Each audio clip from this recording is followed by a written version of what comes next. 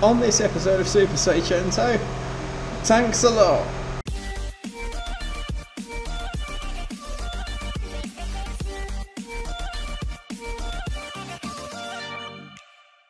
Hello you lot, Miller Corner here, welcome back to Super Seicento and welcome to this big box that came for me last night. Been waiting for this for a couple of weeks, all the way from Italy, and hopefully this is going to be something that frankly, yeah, I'm only too keen to replace. Let's crack this open and find out. I do want to give a shout out to Alpha Fiat Parts, who I ordered this from. I'm not sponsored by them or anything, but there was a slight delay with the shipping because of, obviously, quarantine for stuff because of COVID and the big B word happening to the UK at the moment. That meant shipping parcels cross-country at the moment, across multiple countries, is not particularly easy apparently. So big thanks to those guys, they've kept me in the loop. They've been really polite. Just support businesses, people. Support good businesses that do good things, particularly when those good things are Fiat parts. Oh, in all its glory is a new fuel tank with no rust. I'd hope not, it's brand new.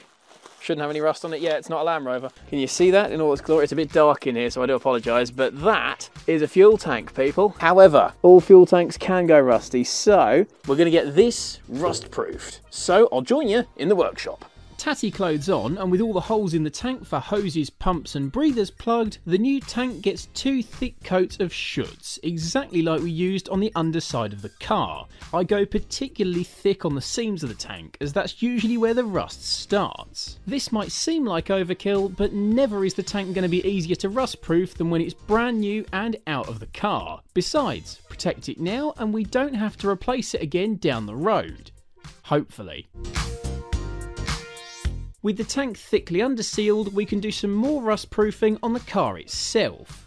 This is cavity wax, which gets injected into any factory holes in the chassis via this hose. Every orifice is pumped full from both directions. Stop it until it drips out, and after a few hours it dries like melted candle wax and prevents rot starting from within the car, which I'm only too keen on. Once every crevice is full, we can leave the tank and cavity wax to dry overnight. The next day, the rear braided brake lines can go on while the tank's not in the way. Brake pipe spanner in hand, the weeks of spraying penetrant on the unions means the rear lines mercifully come undone with ease.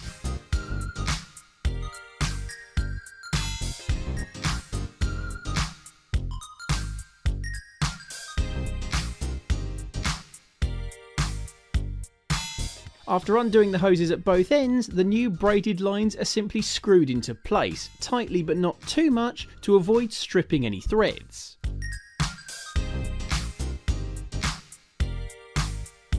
With the brake overhaul finally complete, we can fill the system with fluid using my almighty strength and a pump before bleeding the brakes. We're trying to improve my previously mushy pedals, so we're taking no chances here. First we bleed them with this air bleeder, then by cracking the nipples and letting them gravity bleed into this professional bleeding pot, and then finally with me in the car to pump the pedal with the traditional down, up,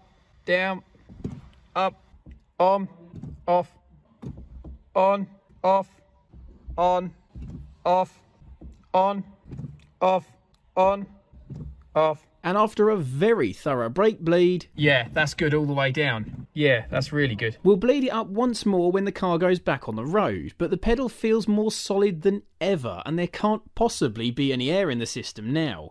Brakes finished, we can finally fit the new and newly rust-proofed fuel tank. First, the pump assembly gets cleaned up and slotted into the new tank before being bolted up, being careful not to snap any of the fragile studs. Fitting a new fuel tank is one big dance of getting all the bolt holes to line up while fitting everything into and onto it and trying not to crush or trap anything underneath. It's best done on a ramp with someone else to help.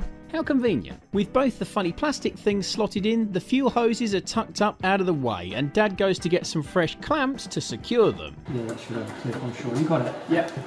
It's a lot lighter without any fuel in it. The clamps are tightened up and we can slowly lift the tank into position. Dad starts a couple of bolts off by hand just to get the tank secured, while I revel in my new backwards cap, making me the coolest I've ever been.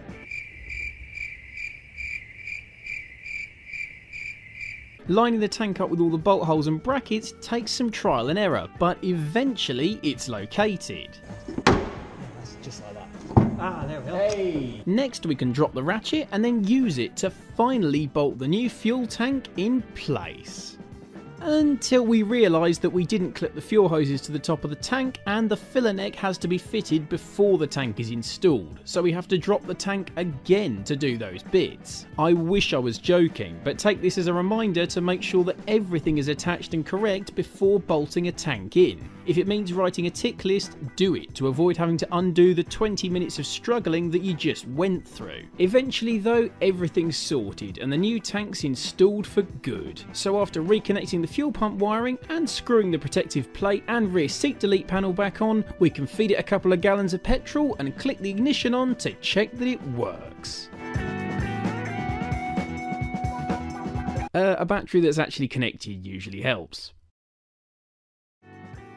The pump whirring confirms that it's priming correctly, and the gauge moving confirms that the level sender's working. So with that, the new fuel tank is done. And there we have it. Rear braided brake lines finally installed, brakes thoroughly bled and feeling rather good on the pedal I might add, cavity wax injected, new fuel tank rust proofed, and finally new fuel tank installed. Now you might ask why these seemingly unrelated jobs are all in the same video, and certainly with the cavity wax you might have a point, but it needed doing anyway. But don't forget, the only reason we dropped the tank in the first place was because we discovered you can't really get the rear brake lines off with the tank in place. And when we discovered that the fuel tank was rotten anyway, that was the perfect excuse to drop it, fit the braided brake lines, and then rust proof and fit a brand new fuel tank, which hopefully isn't going to suffer the same fate. When we turned the cameras off, we did then turn the car on to make sure it ran with the new fuel tank and it didn't leak at all, and thank God it didn't. Unfortunately, I couldn't really film any of it because with no exhaust on it, the car was horrendously loud, painfully so in fact. And the reason why it still doesn't have an exhaust on it is because that gives us a little bit more access at the back of the car to change the shock absorbers, which along with some stuff at the front of the car is now all that's left between the Super Seicento and finally starting its turbo conversion. That's coming very soon, but for now, thanks for watching everybody, and have a good one.